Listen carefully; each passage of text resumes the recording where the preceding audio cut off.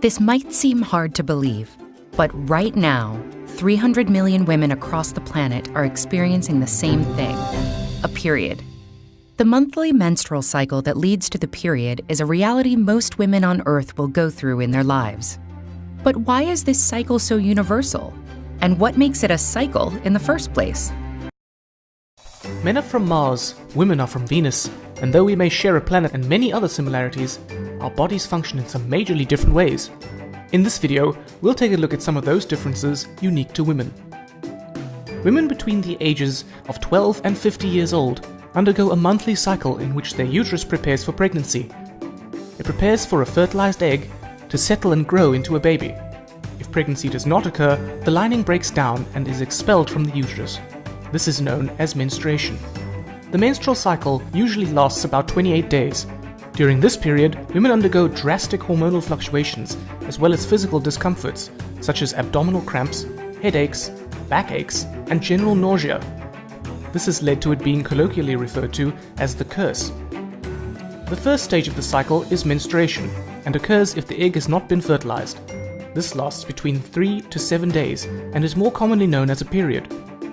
Because the egg has not been fertilized, the uterus lining, called the endometrium, is not needed, and hence it breaks down and is lost through the vaginal canal with some blood.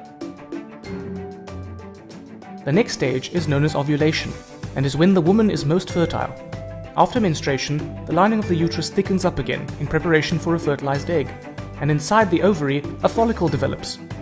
At about 14 days into the cycle, an egg is released from the follicle in the ovaries, and fertilization could take place. If the egg is fertilized and embeds itself in the thick uterine lining, the lining is not shed, and thus menstruation does not occur, and the woman becomes pregnant. If it doesn't manage to embed, then the lining will break down and menstruation will occur and the cycle is repeated. The menstrual cycle is controlled by two main hormones, estrogen and progesterone. We met these hormones in this video. Estrogen is produced by the ovaries and causes the uterus lining, the endometrium, to thicken again after menstruation so that it is ready to receive an embryo. Progesterone is produced by the empty follicle in the ovary.